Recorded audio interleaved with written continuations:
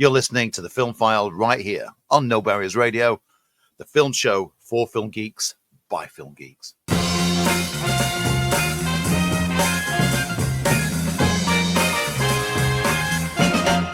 Hello, I'm Lee Ford, and he is Andy Meakin. He's back in the room, folks. So we've got 2 questions of the week to catch up on, because we had one before you went off that we left hanging, and then I introduced one last week. So do we want to do a bit of a recount, collect the ones from the previous episode? Yeah, we'll go back to the one at back end of October when it was on the run up to Halloween. I'd been revisiting the Wreck franchise, and it got us wondering what other found footage films were worthy of watching. Yeah. So over at Facebook, Owen Cooper said, the only found footage film I'm a big fan of is Chronicle. I think taking that setup and using the formula of both handheld and more cinematic feel when they gain more control over their powers is great. And Lindsay Story really liked the one called The Taking of Deborah Logan, and said that Cloverfield's a good one. And The First Paranormal Activity. Lee Christopher Leary said The Dialtov, probably spelt wrong, lol, pass, I enjoyed. On Mastodon, Beer Mat Movies said Troll Hunter and the Stargate Universe episode, Time. Over on Threads, The Misanthrope Runner said Chronicle is quality. Yep. Mr. Nat Ethan said Creep and Creep 2 for sure, and also quite enjoyed Shyamalan's The Visit. Over on Spotify, Mr. Greaves, found footage, there's so many choices. The Creep movies are fabulous. Lake Mungo is a hidden gem. The Visit is one of Shyamalan's best. And I like some of the Hell House LLC movies. And then said, of course, there's Wreck, which I'm very glad to see you both cover. District 9 is very unique. Leslie Vernon Behind the Mask is good fun. And I have a soft spot for Project X. But the best, it has to be Blair Witch Project, doesn't it? Let's move on to the question that you threw out last week about Bond theme songs. What's people's top 5 Bond theme songs? Over on Mastodon, Andrew Boost with Wild Abandon said, I love how nobody does it better, just casually drops the title of the film, The Spy Who Loved Me, amongst 3 minutes of non-stop double entendre. Salty Red Popcorn said, Live and Let Die, A View to a Kill, The Living Daylights, You Know My Name, and the absolutely iconic Goldfinger, which funnily enough was exactly my list. But he also gives a special mention to No Time to Die, which he really felt was the best of the Craig era to nail that classic Bond theme. Cole Mulhall said, in no particular order, Diamonds Are Forever, A View to a Kill, Skyfall, GoldenEye, and On Her Majesty's Secret Service. Over on X, Kristen Plant said, A View to a Kill, The Living Daylights, For Your Eyes Only, The Man with the Golden Gun, which he says is so funky, and Moonraker. I like the fact it's a ballad. Over on Facebook, Lee Christopher Leary said, You Know My Name, GoldenEye, All Time High, Moonraker ending theme, and Skyfall. Stephen Blaine Young said GoldenEye, Skyfall, Live and Let Die, No Time to Die, and Tomorrow Never Dies. And Tom Hurt said Goldfinger, Skyfall, Live and Let Die, You Know My Name, and A View to a Kill. Leaves us with just Mr. Greaves over on Spotify, who answered with his ones in no particular order.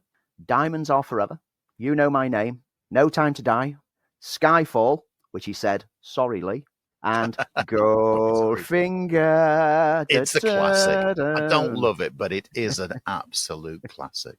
Awesome. Okay, so this week's question of the week. So when we get around to the box office news, you will see a film that I think, I wrote off. I think everybody else wrote off as being a box office hit because it's just been too long, which is Now You See Me, Now You Don't, which begs the question, is there a legacy sequel that you think is about due? All you have to do is this. Answer the question. Head on over to social media channels, search for FilmFile UK. We post out the question usually on the Wednesday, which gives you a couple of days to get your answer on there to be mentioned on the show next week. You can email us the answer directly, podcast@filmfile.uk. Or if you're on Spotify, look below the show. There's a comments box. Leave your answer within there. Let's leap into this week with much aplomb. We have a deep dive, not of a movie, but the TV miniseries. We're going back to 1990. We're going to scare the pants off you with the TV version of It. We have reviews of Predator Badlands, Running Man, which opened this weekend at cinemas, which I've had a chance to see, and Now You See Me, Now You Don't, which, I've seen. But before any of that, let's talk about what's happening in the movie world with movie news and, of course, the box office.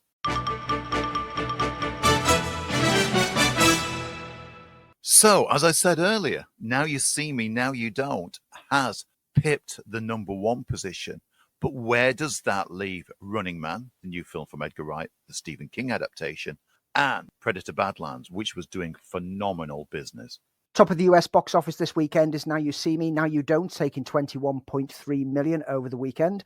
The Running Man in second place, 17 million for its opening total. Predator Badlands, 13 million this weekend to take third place. Regretting You in fourth place with 4 million, and Black Phone 2, 2.7 million to round out the top five.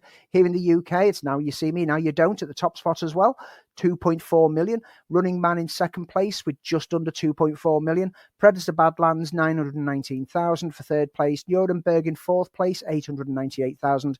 And Jujutsu Kaisen Execution, 837,000 for fifth place.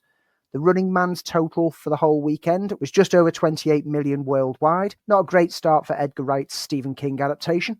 Now You See Me is on 75.5 million worldwide, whilst Predator Badlands on its second weekend is now achieved 136 million worldwide. So, seems that people did want us to see Now You See Me. I'm so surprised. I'm absolutely shocked. I thought it would be a flop. I really did, because I think it's been such a long time since the second one came out. It almost, you could put on the poster, the sequel that you didn't really want, but it seemed that you needed. Studio clearly has confidence in it, because even before it got released, apparently they'd already greenlit the fourth film. Ruben Fleischer, the director, has confirmed that work is already underway on the fourth film. And he says that things are so far along that they're aiming to shoot the next film as early as next year. In his words, when we were done shooting the third one, they started to talk about it. I guess they'd seen a lot of the dailies and were feeling good about it and had the confidence to move forward. Working on the script right now, and hopefully that's ready so we can make it. That's a franchise that I never thought would come back. As much as I enjoyed the first two, never thought we'd ever get to see a third one. And in addition, there's a TV series that's been discussed, according to producer Bobby Cohen, which will spin off from it. There's been talks of a potential TV series over the years for some time, but he said that the main goal with the series, if it does go ahead, would be to do something different to the movies. In his words, we've noodled with a TV show. We've had the idea once to kind of mix it up, but what you wouldn't want to do is just take the movie and spread it out over 8 hours and call it a television show. You want to come up with something that is completely different. So don't know what direction they go off in for a TV series. Obviously, there will be magic involved. It probably won't be magic and heists. It'll probably be magic and mysteries or solving murders or things like that. Let's bring back The Magician. Do you remember the Bill Bixby series, The Magician? Yes. One of the greatest theme tunes of all time. That's what they should do. Get the rights to that and tie it into the Now You See Me universe. Who'd have thought that we'd have a shared universe for Now You See Me? On the same topic of TV spin-offs from movies that are doing something different, there's the Jimmy Olsen DC Superman spin-off that is definitely steaming ahead now. Yeah, because there was sort of a DC crime series that was talked about, but it turns out was false, according to James Gunn. Well, the title was. I saw his exchange on Threads when he responded to someone going like, yeah, that's never happened. And someone then asked him, what, just the title or the concept? And he just went, the title. So the concept of it was all seemingly accurate. But this is Dan Perrault and Tony Yacenda, who are the creators of American Vandal, the mockumentary series. And they're going to serve as showrunners on this TV spin-off that we don't know the title for yet, that Jimmy Olsen is going to host. And it's going to be looking at real-life crime situations within the metropolis area. Oh, I like the idea. I think it's a nice, interesting, very different spin-off. Rumours have it that the first season is going to put the spotlight on Gorilla Grodd, the super-intelligent evil ape that rules a secret African city named Gorilla City, the character being a major antagonist for The Flash in the comics. No other cast has been announced. We just know that Skylar Gisondo, who plays Jimmy Olsen, will be reprising his role.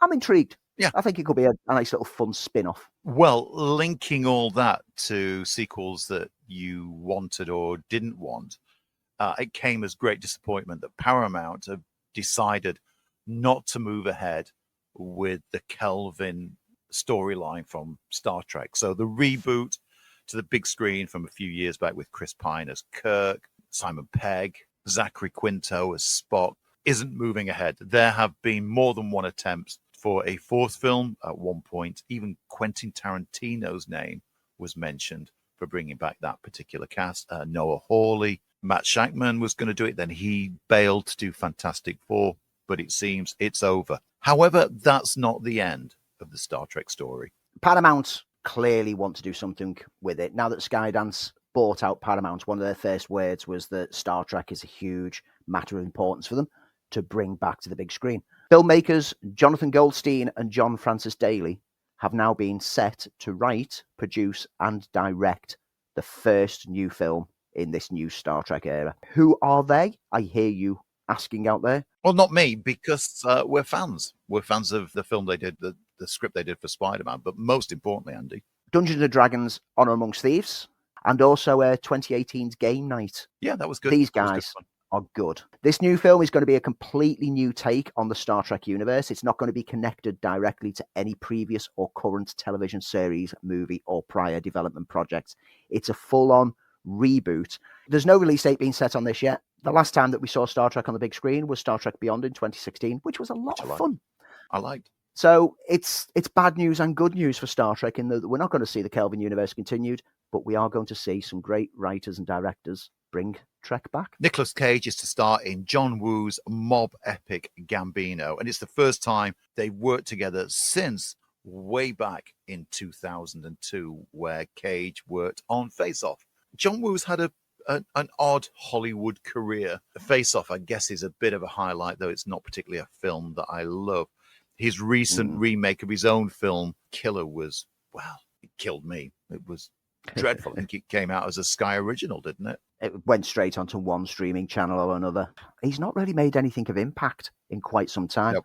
Maybe reteaming with The Cage might be just what he needs. At the same time, Nicolas Cage is also going to be popping up, reprising one of his earlier roles from all the way back in 2005. Which was? Yuri Orlov, the illegal weapons trafficker from Lord of War, in a very long overdue sequel to that film. We seem to have almost done some homework before we mentioned our question of the week.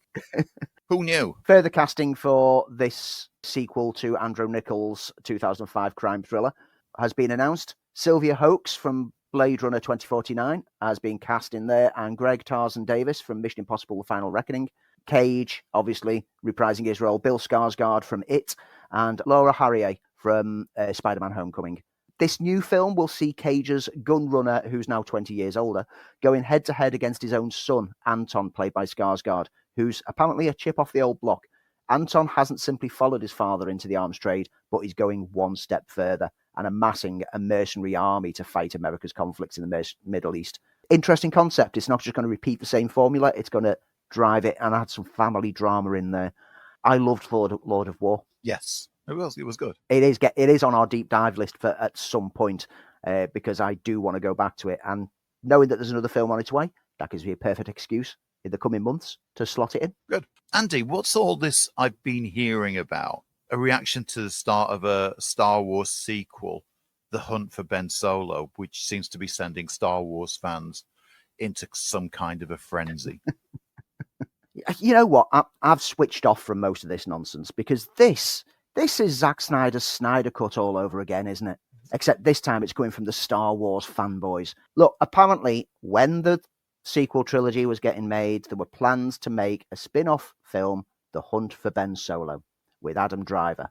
And at that point in time, everyone went, oh, we hate these films. So nothing's been done. But now people are retroactively saying, oh, we want this film because we really loved the sequels. I'm done. Look, the film never happened because Star Wars sequels were a bit of a mess and they kind of sullied the brand. But The Hunt for Ben Solo was an idea they had at the peak of it that didn't come to fruition.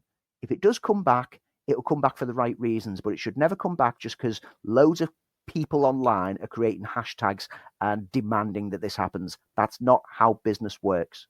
Anyway, that's all that I'm going to offer on this one is that, look, I loved the character of Ben Solo as well. I thought it was a marvelous character. I thought Adam Driver was magnificent. But let's be honest, is there enough attention for people to come back and see another film with him? Absolutely. They've announced that there is going to be a second season of Alien Earth. And it's going to shoot in London next year. Yes. It was pretty much a no-brainer with how popular Alien Earth was, and the viewing ratings were pretty strong that we were going to get a second season. And over at HBO, a V for Vendetta TV series in the works at DC Studios. This has been met with a very mixed response by people online. You got the people who haven't read the comic book or graphic novel, who love the film, and who doesn't love the film. The film is so good. We'll talk about that next week. It's our deep dive, spoiler alert, for next week. The people who've only ever seen the film are basically questioning why remake such a good film. The people who've read the graphic novel go, because there's so much missing. Yeah. A TV miniseries would be perfect for this. If you've never read or seen the film, you know, this is a property that began as an Alan Moore comic book illustrated by David Lloyd way back in 1982. Yeah, in Warrior magazine. Set in a dystopian Britain in the not too distant future, and the country is controlled by a fascist political party. An anarchist named V, known for wearing a Guy Fawkes mask, seeks to topple the government with the help of Evie Hammond, a young woman V had rescued from the country's secret police. A couple of quick TV trailers landed. Monarch Legacy of Monsters Season 2. Teasers King Kong as the Apple TV series confirmed a release date, and the Fallout Season 2 trailer. Let's head back over to movies, and let's head to Marvel. What's happening with Marvel? Black Panther 3. It's a goer. Yes, not a lot of news on this. We don't know what direction it's going in, but filmmaker Ryan Coogler appeared at a Deadline Contenders event this past weekend, and in a Q&A session, he confirmed that the third Black Panther movie will be his next movie, adding that he's working hard on it. Couldn't say anything more, as Marvel keeps things top secret. And I can only imagine that this film will land after the events of the two upcoming Avengers films, Secret Wars and Doomsday. So we don't know what state the Marvel Universe is going to be in by the end of there. So I guess there's a lot of ultra secrecy around every project coming up. And over at DC, director James Gunn has apparently teased Brainiac with a cryptic image for his Superman sequel, Man of Tomorrow. Yeah, he's either playing a really long game of conning us, or he's just accepting that we've all worked out his Brainiac by this point. Anyway, Fox has announced plans to reboot the 1960 fantasy sitcom, and I love this, Bewitched. As a movie, as a TV series? Well, it's currently described as an hour-long reimagining of the original.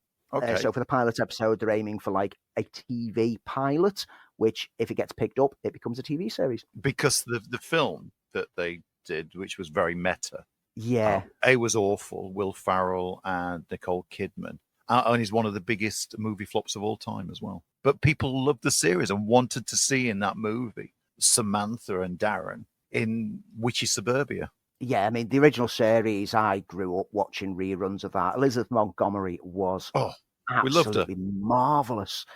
But this new version is coming from writer and executive producer Juliana Neira, who gave us The Boys and Daisy Jones and the Six. Okay, that was good. It's said to boast a heartfelt tone, and the official synopsis being released says, though they come from two wildly different worlds, he's a human and she's a witch, for Samantha and Darren, it's love at first sight. But in order to be together, they'll have to navigate their disapproving parents, walk a tightrope of cultural clashes, and bridge the divides between their families and worlds.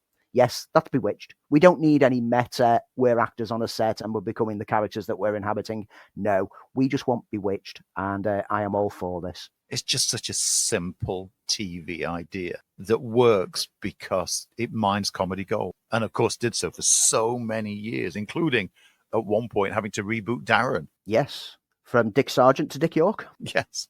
Couple of bits of quick news. Never saw this coming, but there's going to be a prequel, and I got very excited reading this, to the Sharknado series. Yeah, you're the only person I know who would get excited for that news. 7 years ago, they brought out the final installment of the Sharknado franchise, and now Sharknado Nobody Origins is going into production, with Anthony Ferranti returning to Helmet. Because he's probably not worked since, Andy. He's not had a job since then. Don't you knock the Sharknado franchise. They know what they are. Casting will be announced soon. We don't know if there's going to be any reprising roles playing earlier versions themselves. Only Asylum would be able to get away with having someone actually looking 20 years older than what they did in the first film, but playing someone 20 years younger. I wouldn't put it past them to get the original cast back and just go, the hell with it. People will accept it. With the third Dune film having recently wrapped filming, and looking forward to a release. And 2026 very quickly approaching, folks. Check your advent calendars for details. Potential new Bond casting talk has starting to rumble across the industry. It looks like now that Aaron Taylor-Johnson, I'm not going to say never with Bond, but Denis Villeneuve has already said that it's not going to be a household name. So the rumor is at the moment, Callum Turner, best known for the Apple TV show Master of the Air, and he was seen in Boys in the Boat, has reportedly emerged as the new frontrunner at the highest odds of 27.6% chance, compared to Taylor-Johnson at 26.3%, which means absolutely nothing. There's been no word from anyone actually involved in the making of the next Bond film, so keep it all in the pinch of salt corner at this point in time. Intrinsic Value Films has announced 2 projects that are on the way that they're selling at the American film market. The first one is, well, Stephen King is everywhere at the moment, Mr. Yummy, a film adaptation of a short story by Stephen King. It's a tale that follows a man confronting mortality where death waits around every corner and regret becomes the ghost that never leaves. And the other project, and this got me kind of excited, is a Gene Wilder biopic called Gene, which has a script by Jeremy Roth, which will deal with the remarkable life of Gene Wilder on films such as Blazing Saddles, Young Frankenstein, Willy Wonka and the Chocolate Factory. When it comes to casting, all I've got to say is Jeremy Allen White is right there. He looks like Gene Wilder for a start. I mean, there was that false rumor going around that he was actually Gene Wilder's son for quite some time. I didn't know that one. Oh, yes. People were obsessed with it. He's right there. If you've got to cast it and you want to get it right, there you go. He's becoming the Michael Sheen of new biopics. And there are now 2 competing mummy movies looking to get wrapped up. See what I did there? I already mentioned the Brendan Fraser, Rachel Weisz re-team up of them coming back together after how many years is it since the last Mummy film? Forever. In fact, Rachel Weisz wasn't in the last Mummy film, was she? She was recast. No, but that's coming with your favorite directors. Yeah, Radio Silence, Matt Bettinelli Opin and Tyler Gillett. But the other Mummy film is the one for Universal. Yes, a more serious, like, horror take. Filmmaker Lee Cronin. Who he? Hear you ask. He, Evil Dead Rise. That's what I'll reply with. His one's going to be done for Warner's and Blumhouse Atomic Monster. The approach here is not a large-scale action-adventure and more a cost-effective genre horror. The reboot has been retitled and is going by the name of The Resurrected, so there won't be any confusion as to which Mummy film you're going to see. And the synopsis is that after his missing daughter mysteriously returns 8 years later, a father discovers she carries the spirit of an ancient Egyptian mummy. And as the evil spreads to his other child, he must perform a deadly ritual to save them, even if it means becoming the monster himself. It's slated for a release in April the 17th next year, so we've not got long to wait for that one. Ocean's 14, Andy Garcia is confirmed to be reprising his role of Terry Benedict, so it looks like pretty much all the gang is back together. And Elizabeth Olsen and Molly Gordon have signed on to A24 for a comedy called Peaked, which Gordon will also direct, produce and co-write. Molly Gordon gave us the marvellous Theatre Camp last year, and this film follows 2 women in their late 20s, played by Gordon and Olsen, who were once the most popular girls in their high school, but have now amounted to nothing. And when they don't receive an invite to their 10-year high school reunion, they plan to crash it. That, folks, that's the news for this week. You're listening to No Barriers Radio, and you're listening to the FilmFile, the film show for film geeks by film geeks. And if you're enjoying the show, then check out the FilmFile podcast, which you can find quite easily by heading over to your favorite podcast platform, searching for the FilmFile, hitting that subscription button, and leaving a like. More to come on No Barriers Radio, and more to come on the FilmFile. And you can get in touch with us right here at FilmFile HQ by simply heading over to social media platforms, search for FilmFile UK. You can get in touch with us through there. You can email us, podcast@filmfile.uk. Get in touch with us with any thoughts on films, any films that you want us to deep dive at some point, any films that you disagree with our opinions on. Feel free. We're always open to listen to other sides of the story. And now it's time for this week's deep dive. Dive, dive, dive. We're doing something very different with our deep dive this week. We're not deep diving a movie, even though we will mention a movie, as we go back to 1990 for one of those miniseries based on a Stephen King novel, which frightened us all to death. We're talking about the two-part horror drama miniseries directed by Tommy Lee Wallace, adaptation of a Stephen King novel. We're talking about It.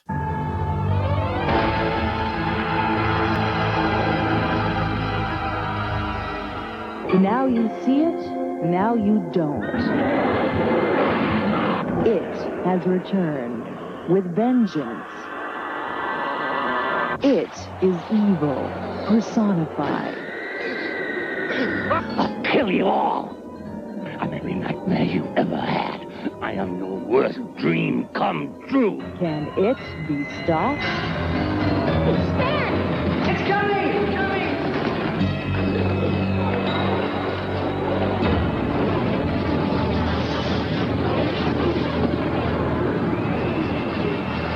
Richard Thomas, John Ritter, Harry Anderson.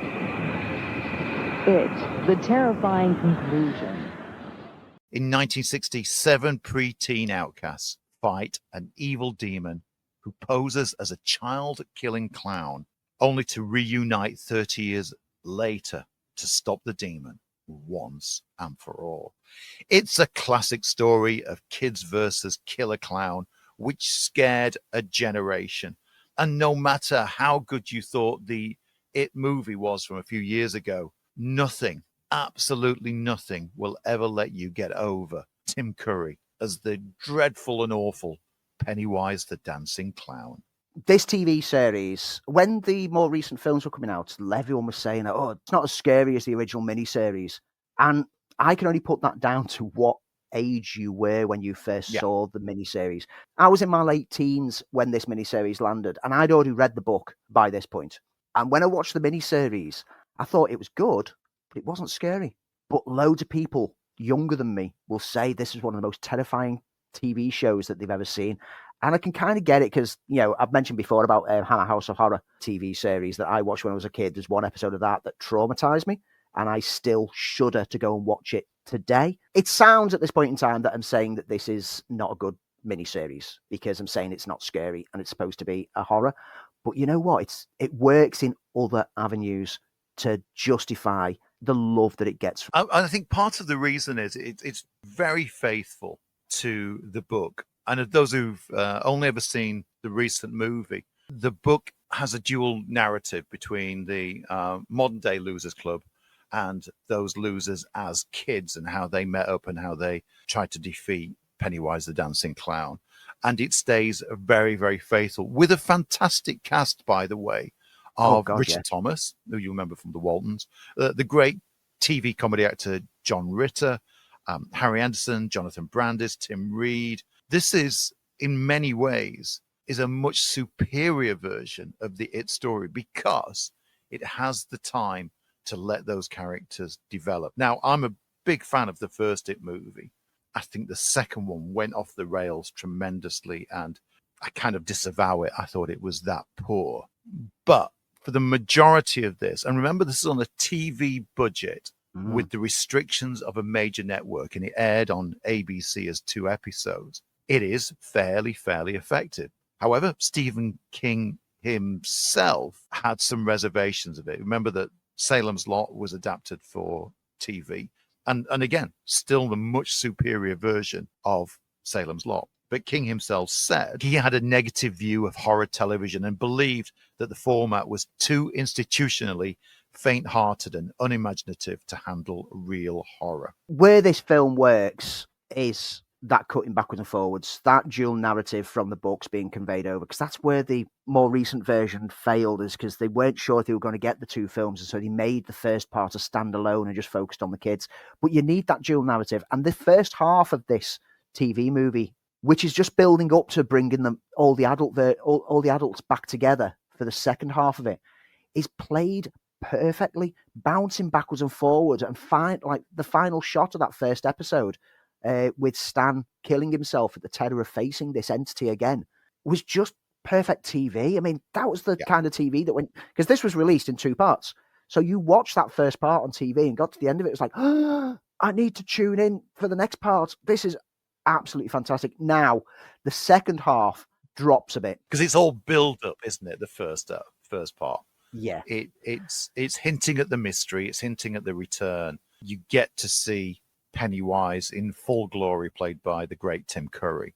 But a bit like the book itself, and to some extent the movie, the second half is the hardest bit to adapt. Not helped by the fact that initially this was planned for a 6-episode miniseries of around 6 hours in total. And the screenplay covered the book in detail.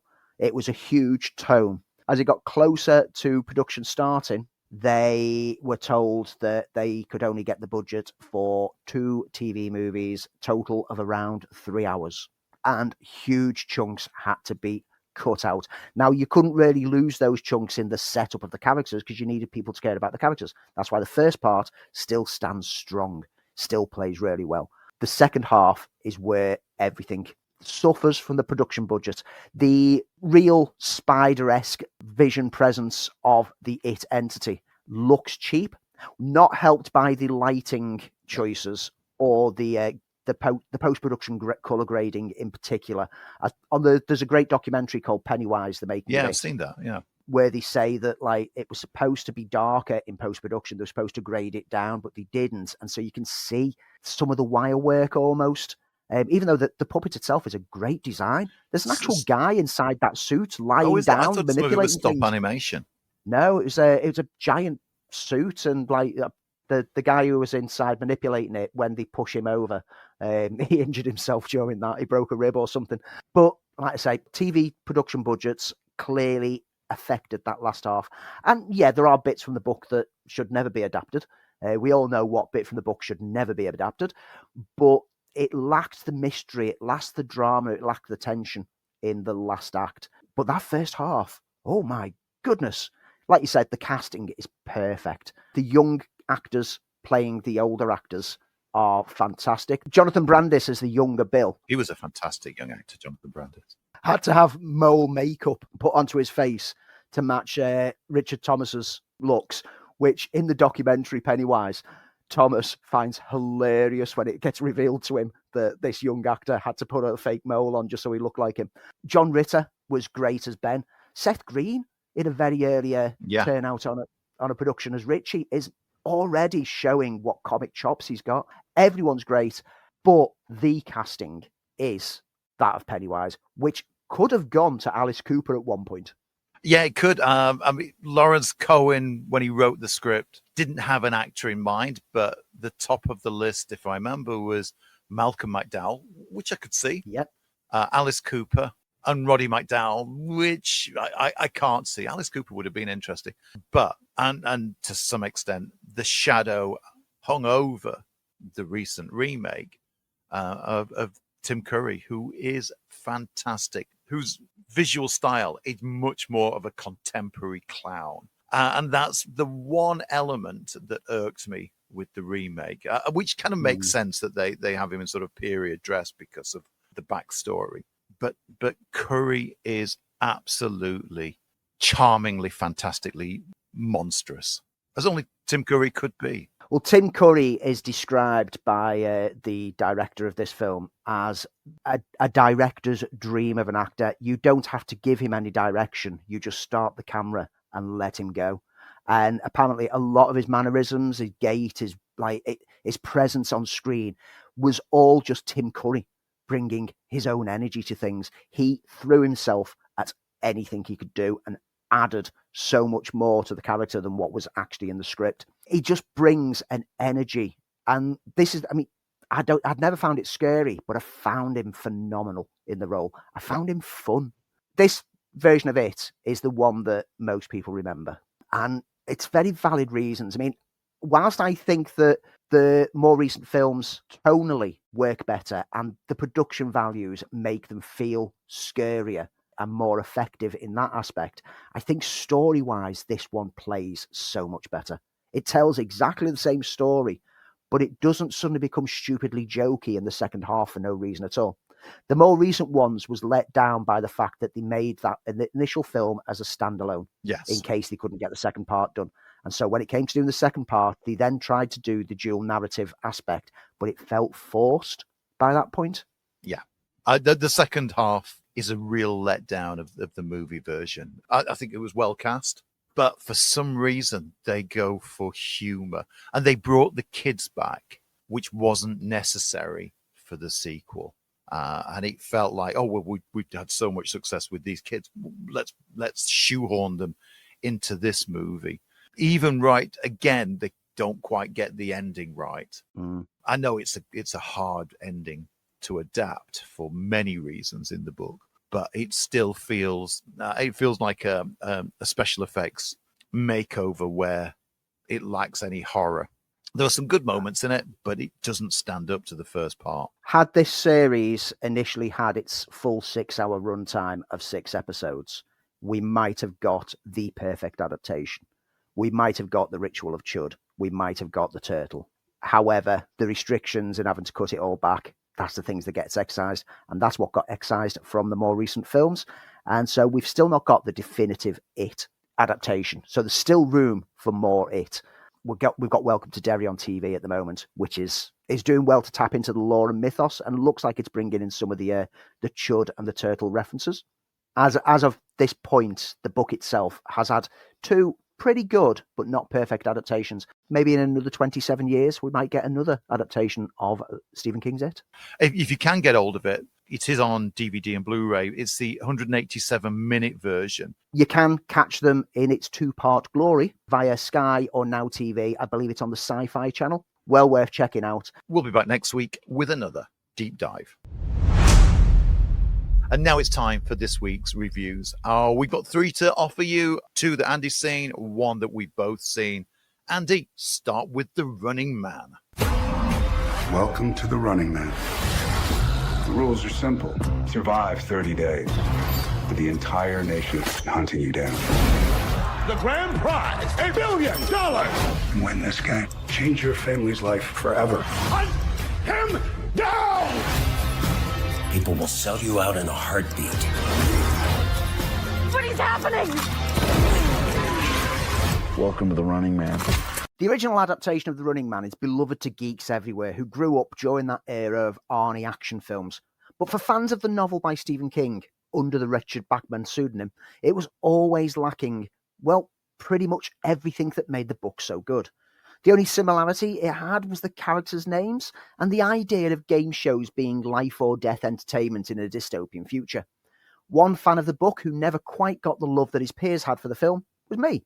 Another such fan, who read the book at age 14 before the film came out, it turns out, was Edgar Wright, who has now been given a chance to bring a more faithful version to the screen.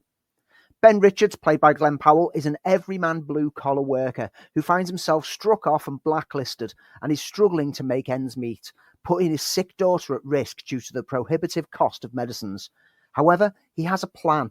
Richards has been watching the somewhat brutal game shows and feels he can do well enough on one of them to get enough money to hold his family over for a short while.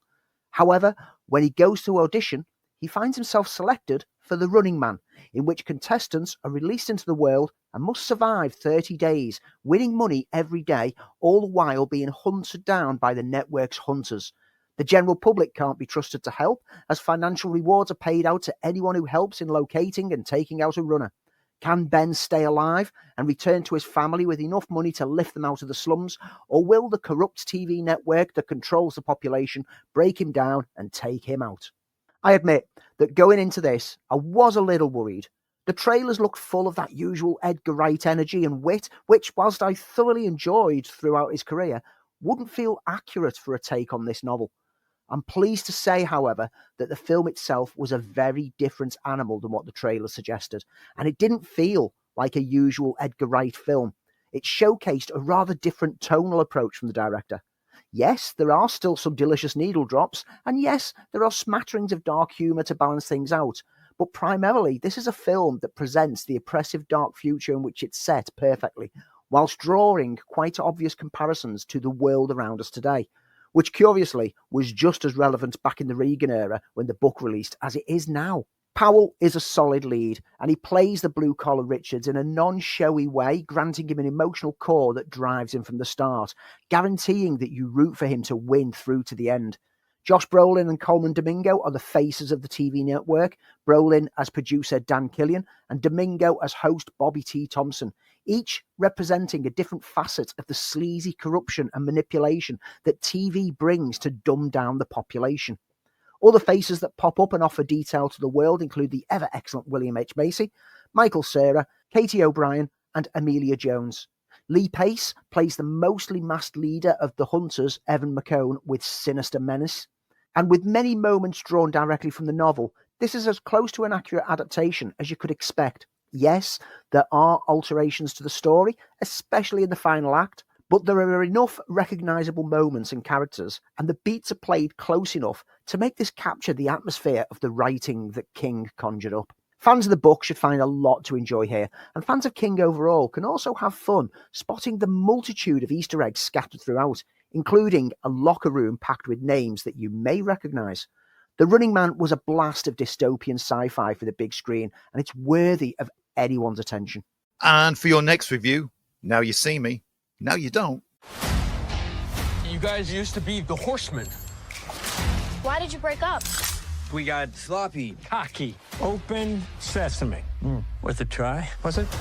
I always looked up to you. Yeah? Yeah, before you became a cruise ship magician. I also do corporate events. Oh, no way. I couldn't tell. Upside down room. Cool. Gummies kicked in. You are not going to want to miss this next trick. Carry on, my horseman. It's been almost a decade since we last saw the Horsemen, although in the film's universe it has apparently been 12 years, and suddenly they return to put on a new show to expose corruption and redistribute wealth in that Robin Hood-styled manner that made us love them in the first two films. However, it turns out that this new show is all smoke and mirrors, with a trio of new magicians, Charlie, Bosco and June, played by Justice Smith, Dominic Sessa and Ariana Greenblatt respectively, using CGI holograms of the original Horsemen to continue their legacy. But when the trio are approached by Atlas, played by Jesse Eisenberg, after their show, he recruits them in a plot given to him by the Eye to steal the largest diamond in the world, the Heart, from Veronica Vanderberg, played by Rosamund Pike, the head of a corrupt diamond company who launders money for criminal empires. Pretty soon, the gang are all reunited as Merritt, Jack and Henley, Woody Harrelson, Dave Franco and Isla Fisher, are brought into the mix. Cue magical showcasing, slick action beats with heavily signposted and predictable outcomes. The previous two films were never high art, and if you asked me to explain the plots of either of them, I'd struggle, despite having seen them both multiple times.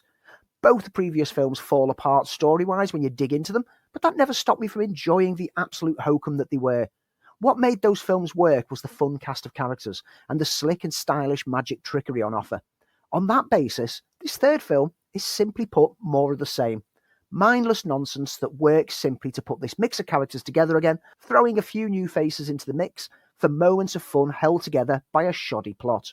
The original cast are as fun as before, Harrelson and Eisenberg once again standing out amongst the group, whilst the youthful energy of the new trio brings some freshness to what could have become a stale idea.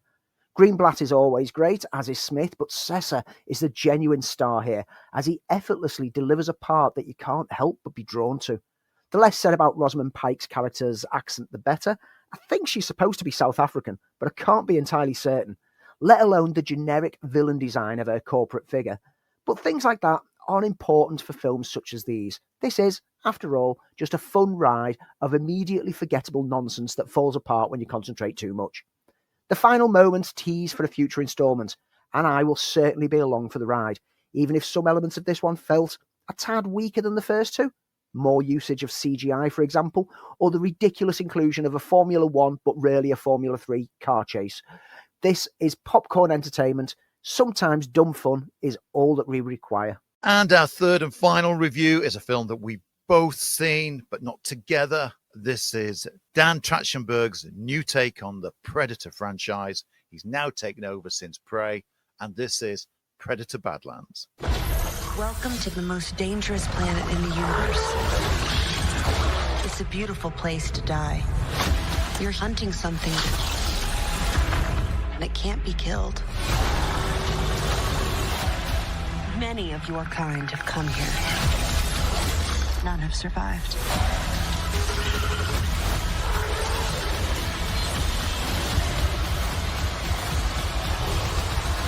Predator Badlands. So, Dan Trachtenberg came back with a Predator film that, well, after a misstart from the Shane Black version, reinvented the franchise by doing something totally different. And that was a Predator battling a female Native American in Prey, a film that should have got a big screen outing, but it came at the end of the pandemic and ended up on streaming.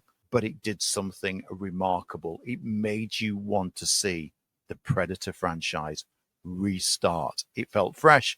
It felt different. And now he's like a kid in a candy shop. He has taken the franchise, developed the Killer of Killers animated anthology, which had Vikings and samurais and World War II pilots taking on predators, and came back with the new film, Predator Badlands, and again has done something very remarkably different. For the first time, we are seeing the story from the point of view of a predator. On the home planet of Yautja, which is the predator planet, the runt of the litter, Deck, is charged with a coming-of-age ritual. He has to go to the deadliest planet in the universe and kill a beast that cannot be killed. Along the way, he meets Ella Fanning, she's half the person that she ought to be, who's an android who works for, and this is the closest tie-in yet to saying that Alien and Predator happens in the same universe, forgetting, of course, Alien versus Predator, who is an android who is part of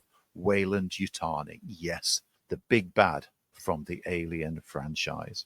Andy, what did you think? Because I've got a feeling that you and I might be on a different path on this one. I came out of this and my first words was Dan Trachtenberg clearly read the same comics as me during the 90s. Yeah, I get that. Totally get that. This is all his three films so far have drawn heavily from the expanded lore from the Dark Horse comics era of Predator comics. As a result, I had a blast with this. I really enjoyed the expanding out of this whole idea. Loads of people online are saying, like, no, Predators should just be like one Predator hunting some like men down and killing them. And it's like, no. If you want a franchise to expand and continue, you do something fresh and different with it.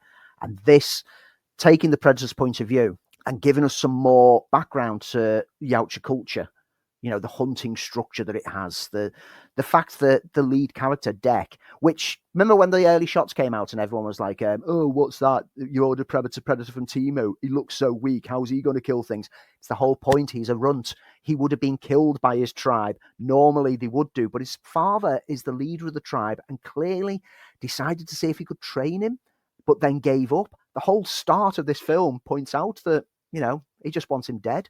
It makes sense that he doesn't look like a normal predator, but he grows to be more deadly than a lot of predators by learning how to team up with someone else. Yes, it's jokey at times, mostly coming from Elle Fanning's character, but it's bloody, it's brutal. It managed to get a 12A rating or a PG-13 in the US simply because it's not human blood that's on offer.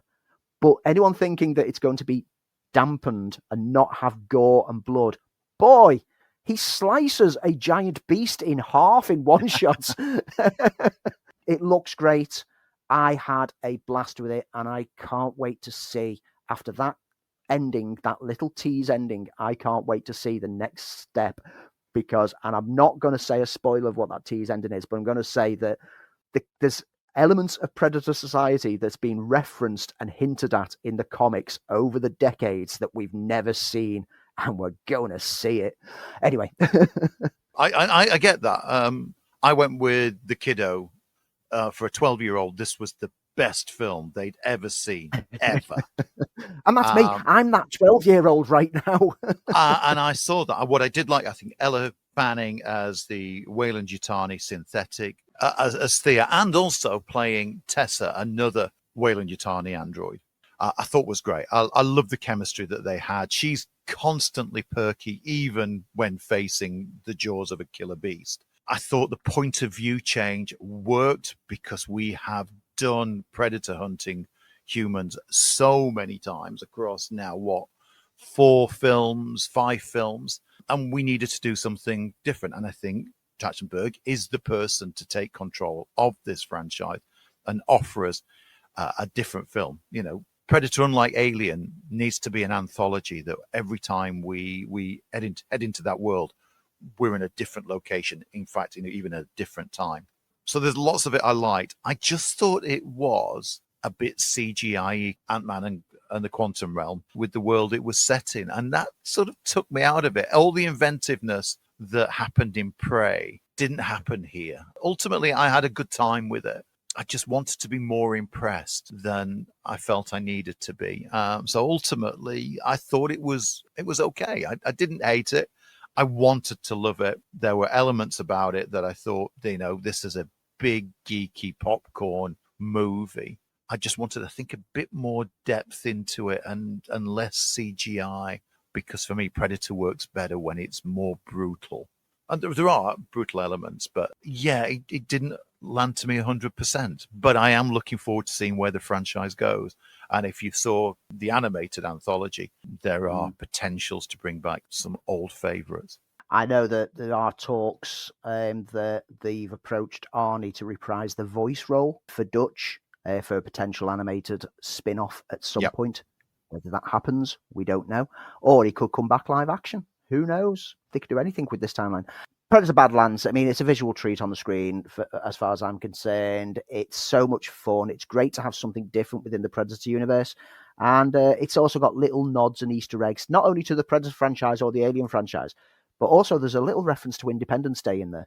Oh, I missed that one. Oh, no, I didn't. No, I did. Now I know what it is. I know what it is. Always look at the trophy wall on a Predator's ship. Yes, I know what it is. Because there's always little references in there. And there's a skull of one of the aliens from Independence Day, which is owned by Fox/Disney. So they could cross it over. It's just a jokey, Adam. Don't start thinking they're going to bring back Independence Day to link into this. Let's hope not. I'm excited to see where we go in the future of the Predator franchise as a result of these past 3 films. And it's clear that at some point we're going to see another step into Aliens versus Predator territory, hopefully done right. Those are the films that are out this week. What's coming up over the next week? Cinemas, it's time to get wicked for good. And boy, I can't wait. Oh, you know what my love of Wicked is. And I can't wait to see this. So I will be talking about this one next week on the show. Sisu Road to Revenge lands this coming week to offer something for other audiences. I enjoyed Sisu. Yeah, I did. It was silly. Yes. Don't know if it needs a sequel, but I'm there for it. The Ice Tower is on a limited release. Film of the year, CBeebies Panto Cinderella. Yes, the CBeebies Pantos always do great business. Going to be running at cinemas for the next month and a half. The Carpenter's Son is on a limited release across the UK. This is the Nicolas Cage Jesus horror movie. Yeah, I'll wait for streaming. And just before we return on next week's episode, Wake Up Dead Man will have landed at cinemas on the Wednesday, the 26th. So keep that in your diary. Over on Now TV and Sky, Drop lands on there this week. It's all right. I didn't mind Drop. Tidings for the Season is the latest Christmas trash fest to land on Now TV. And Opus also lands on there, which is definitely one to watch. Over on Netflix, we're in the season. And we said when this film came out that this is going to become a perennial classic for the holidays. The Holdovers lands on Netflix this week. On Apple TV Plus, The Family Plan 2 sees festive fun as Mark Wahlberg returns as Dan, who's planned the perfect festive getaway for his wife and kids, only to be disrupted by Kit Harington, bank heists, car chases, and chaos. You know who won't be watching that? This guy. I didn't mind The Family Plan. It was better than it should have been. It's better than it deserved to be, yeah. Yeah. Pretty busy week, but next week for me, it is all about Wicked. Folks, that's us done for this week. But before we go, and it feels so long since we've done a proper neat thing. Here's our neat things. Andy, what do you got? My neat thing this week is something that has helped me a lot over the past couple of weeks. Now, for those of you who are regular listeners, you know that I've opened up in recent years about my struggles with mental health and depression and anxieties. And a couple of weeks ago, I revealed on the show that I was really having a bad time. And that's why I distanced myself from the show. I stepped away. I needed all my spare time to just get myself right again. And one thing that's bizarrely helped me is video games. And one video game in particular. One video game that you don't need to think about. There's no stress about it. It's relaxing. You can just disengage and you can just disappear into your own world. You can have music on in the background, do whatever you want. And that's Power Wash Simulator 2. Now, I've brought the first Power Wash Simulator to the Neat Things years ago. And Power Wash Simulator 2 is pretty much the same game. It's got a few extra additions in there, some different attachments, but it is just you're going to different locations and cleaning either vehicles or fairground attractions or big grand halls, etc., etc. And you can just start playing it and just lose yourself within it. And you don't have to worry. You don't have to stress. There's no need for quick reactions. You can do it at your own pace, take as long as you want. And this has helped me because it's so relaxing and therapeutic. And it allows me while I'm playing it to just get into my own head a bit and start thinking things over and working out what I need to do. I've done 45 hours on this over this past 2 weeks because pretty much all my downtime when I've been at home from work has been sat doing this. Power Wash Simulator 2 is a great game. It sounds like a daft concept. Whenever you explain it to people who've never played it, they always go, "What? You're just going around with a power washer cleaning things? How's that fun?" Guys, give the Power Wash games a try. I guarantee you will have the reaction that I had when I first played them of, "Oh, where did that 4 hours go?" I can't praise these games enough as they are, but also as a way of just relaxing and taking your mind off the world and being able to, get yourself through whatever you need to get through and think things over. Power Wash Simulator 2, perfect way to relax. I can totally get that. As we have a power wash at home, hours of fun. Hours of fun. But someone who has a power wash at home, loads and loads of fun. Okay, my neat thing. I finished the current season last night, and that is Slow Horses Season 5. Now, out of all the Slow Horses series so far, this is the one that's had, for the first time, a bit of a drubbing by critics, calling it uneven, less sharp than previous seasons, a little bit all over the place. I've got to agree, but that doesn't take away my enjoyment of Slow Horses. Yes, this is the weakest season so far, but the weakest season of Slow Horses is still better than some of the best seasons of some shows. So it starts off with a shooting in London. It marks the beginning of a prolonged assault on the capital by initially mysterious forces, which all become politically clear as the series moves on. And the Slow Horses, outside of MI5, as usual, have got to figure out what's going on and who's behind it. What works so well about this series is the witty writing. The jokes are fantastic. Sir Gary Oldman is a delight in every single scene that he's in. And you can tell the reason he comes back to Slow Horses is because he loves his character, and you can see it in the way that he plays Jackson Lamb. There is love for this character. We get to find some interesting backstory about the character. And while, yes, it's not the strongest plot out of all the series, this is still great stuff. It's gloriously entertaining, fantastically conceived characters, fantastically conceived setup. It didn't feel as though it got started until the episode 3, episode 4 mark, and then we were halfway through. It needed to be a longer season. Yes, this is the weakest out of everything, but it doesn't matter. If you're a fan of Slow Horses, as I am, and I'll sing in its praises, you'll stay with it to the end. You will thoroughly enjoy it, and it will whet your appetite for the final season, season 6, when it all gets wrapped up. It's a pure TV delight.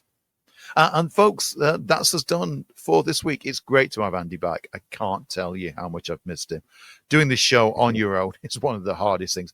Andy's had to do it a couple of times when he's had that call, and Lee's in hospital, can't come.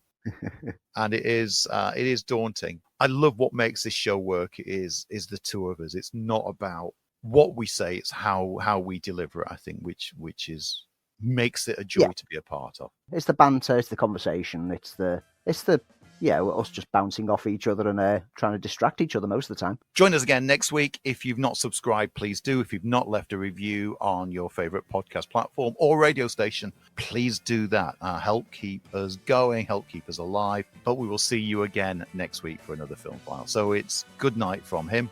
And it's good night from me. I'm every nightmare you've ever had. I'm your worst dream come true. I'm everything you were ever afraid of.